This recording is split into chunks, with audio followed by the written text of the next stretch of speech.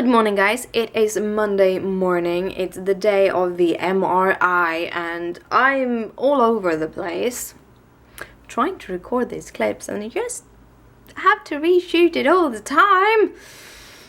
I haven't slept for 3 days, which is not good.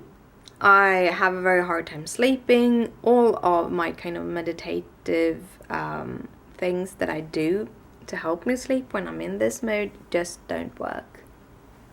I can't keep the brain focused long enough for it to happen. It just, my thoughts are jumping everywhere. This MRI is a blessing to be able to do it, but it's going to be a tough 2 weeks or so before I find this out. 2 to 4 weeks, I don't know. I'll find out probably from the people at the MRI how long time I will have to wait for the results. But the thing is, I would be happy just to know if they find something or not. I don't even know how. I have to find out right now what it is. I just need them to tell me if they find something or not. I wouldn't say I'm at breaking point, but I'm at a breaking point. I don't know. It's been a rough 1.5 years since my tics, my real bad tics and speech issues started. I had speech issues before. Reading through my medical journal, I actually get to remember a whole bunch of things that I didn't have before and that I didn't see before and stuff like that. And that is, I had issues speaking before. My logical, that I feel that I'm cognitive reduced, really reduced.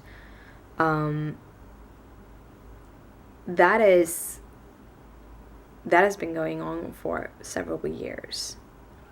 And the fun thing is, my doctor says, yeah, but you're normal, it's nothing strange. And it's like, no, I'm on a normal level, but due to my high IQ, I should be on the double. Basically, because I'm in the top 5% IQ-wise, my speed level should be at the top 5%. My speed level at the moment is in the middle. So I'm at the normal level if I was a person with a normal IQ. But because I'm not, the speed of thought that I have is halved. And my doctor doesn't seem to understand how that is affecting my life and my job. But again, if we could stop, if I could stop this fatigue that is going on, this not being able to have energy enough to actually work, then I can go back to work. And I want to go back to work because I love my job. I love working for that company. I love that company. I love my co-workers. I love all those things, and I want to go back. So a little bit, a part of me really wishes for the MRI to show something, because if there's something there, it's not psychologically. If it's psychologically, yeah, I can deal with it, I can work with it if I get a proper shrink that actually understand the issue and can help me get through it. But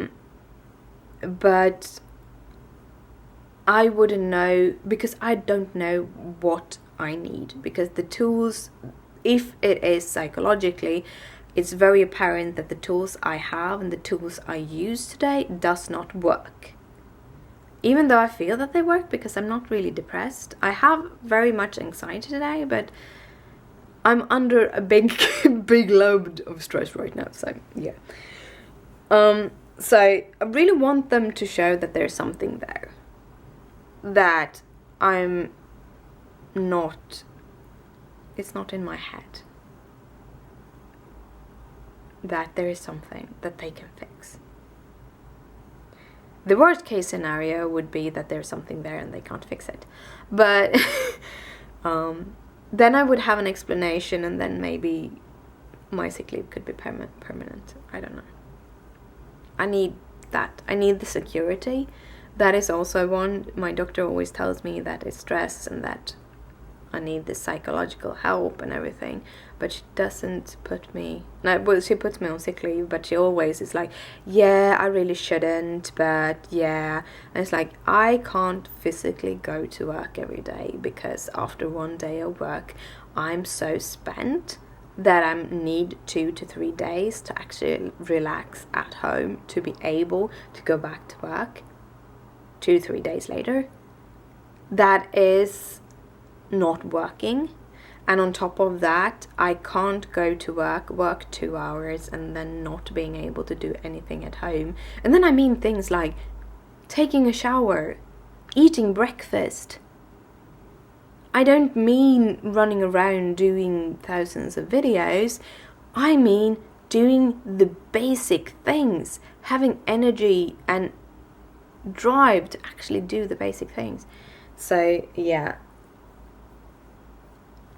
I'm probably gonna need to switch out my movement. The reason why I haven't done it is because it's a big freaking undertaking.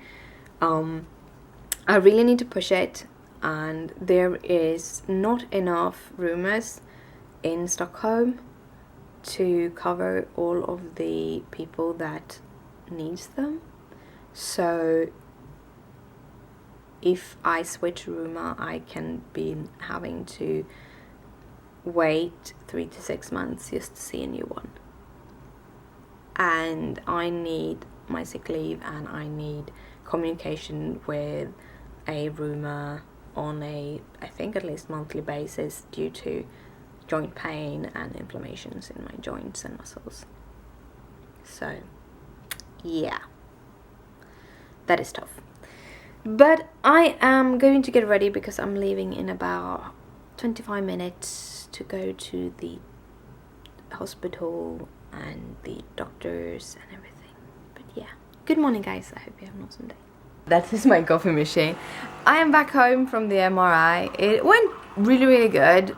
They put, you have half an hour to 1.5 hours that they kind of figure that this is how long it's gonna take to have an MRI. But the kind of better you lie, the faster the MRI you get, and the better it is. Basically, if you move around a lot or at all, you can get, the images can be a little bit blurry, so you have to lay really still. And I have a slight claustrophobia. I really don't like tight places. I don't like going in elevators, stuff like that. It's a thing. I wouldn't say I'm claustrophobic, because a phobia is like this really big fear, and I think they're very scary, but I don't get panic attacks usually, or I almost had one, but I could talk myself down from it when I was in there. It was really tight. It wasn't, no, I don't like it, but it's done. Now I just have to wait for the result, which takes a couple of weeks. I don't know how long though, but it's done and it's scanned, and if there's something wrong, it's something wrong. If it isn't, I don't know. Shrink maybe? I don't know. It's all tough, everything. So I really needed to kind of shut down when I go home. So on the way home, I actually took a little bit of a detour. There's 2 ways for me to get home. Either I hop onto a bus that goes right beside, or goes down by the station, and that takes me about 20 minutes, something like that. Or I take the subway into the central station, and then I take the train back out, and that takes about half an hour. So it's not that long extra time. The perk about going through central station is that I could go to Starbucks. And it's cold here, it's like 16 degrees outside, so I got myself a warm latte. And one of the things I've been a little bit about is that right now, summertime, you have a lot of really, really good frappuccinos, but you kind of have a very reduced list of lattes. And I like the ones that taste a lot. Like, I'm really longing for the pumpkin spice to get back to Sweden. Yes. However, there is one that you can ask to make that it isn't on the list, but you can ask them to make it for you. And that is white mocha chai latte. So you get and we talked about it, and it was 2 pumps white mocha and 2 pumps chai, because they usually have 4 pumps of either and have 4 pumps of both. It gets too sweet, so you take 2 white mocha and 2 chai, and you get something that is similar as the pumpkin latte. It's not as the pumpkin latte, but it's similar enough to actually be, yeah. So I had one of those, and then I went by the what's called Pocket Shop, which is a basically chains of stores around Sweden that sells pocketbooks. But they also sell, when there are really new books out, they do sell a bunch of hardback books, and I got mine. This is the new Harry Potter book. I just have to have it. I saw the I haven't read, they're actually a Harry Potter book I haven't read. It's like the Where the Beast and Where You Find Them or something, and it's coming out as a movie, and I haven't read that one, so I think I should get that one too. But yeah, so I'm gonna read this. I was supposed to like get home and sit down and read this and drink my latte, and then I sat down and I'm like, no, I want to play some video games, because Christopher and me sat and discussed it yesterday that we should use our PlayStation more, and he had just played through one game, and I've been like, yeah, but there's a 1, 2, and 3 of that game too. We just bought the 4th, so we can buy those and we can play those. And it's like, then you get to play them. I'm like, yeah, but then I realized I have a whole bunch of games and I should be playing them because I haven't in a while. So today I put Witcher in, so I'm sitting here and playing Witcher. There you have Witcher. So I'm sitting here playing that. I just made my last cup of coffee for the day, had some eye drops in. I'm gonna have some nose spray because I have a splitting sinus migraine today. But you don't know, there's like a whole bunch of different kinds of headaches. You have the like normal tension headache, which is usually like the one that is like pulling at your head, like really pushing at your head, and it's usually back in your neck that it sits, in your neck muscles and in your head muscles. So if you kind of massage this part of your head, this back here, you can usually loosen it, that, and kind of de-stress and stuff. Then you have migraine headaches, and which are usually one-sided, sits in your eyes, and if you move around it gets worse. You have your sinus headache. This is which sits just above your eyes and just below your eyes, where you have your sinuses, and that is usually when you have a cold or allergies or something like that. I have chronic or reoccurrent sinus headaches. I don't know which. I have it almost all the time. And then you have there's a 4th kind of headache that I just a friend of mine had them cluster headaches, and they're called suicide headaches because they're so bad. Never had cluster headaches. I suffer from migraines, I suffer from sinus headaches, and I suffer from tension headaches. And they usually go hand in hand, because if you start getting a migraine, you tense up and you get a tension headache, and then when you have your tension headache, because of everything, you can get migraines. So they kind of start a little circle. But anyhow, I'm gonna drink coffee and watch Witcher, or play Witcher. it is evening and it's time for me to head to bed. I'm getting a little bit progress. I did some gaming to kind of turn off for a little while, and then Christopher got home and we had dinner.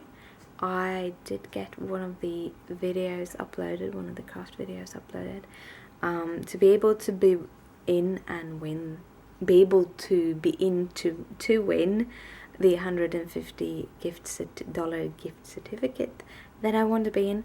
I need to get my cards uploaded on before Thursday, so I kind of decided to get them uploaded. So should have done 2 today, but really didn't have the energy to fully edit the 4th. I have done the rough cut, so I still have like shortening down the clips in time wise. I speed up the clips so that I get a little bit shorter video. The video is now 17 minutes long, and then the voiceover. So I did those 2 things, which I can do tomorrow, and then I have 2 more videos to edit and upload. Also, I want to get done a Little Miss Muffet stamp card if I can. I want to get that done tomorrow, and also I need to get my Create a Smile video recorded. So I have a bunch of things that I have to put in tomorrow. Tomorrow I also have my swimming, so we'll see how much things I can do. Gizmo is in like playing mode, so he's running around having a lot of fun, which is fun. It's fun. I finished off the evening doing some cross stitching. I have done 4 rows, which is 120 stitches, and if I go in this speed and do these many rows every day, it will take me 2.5 months to finish a page. So I need to get more done.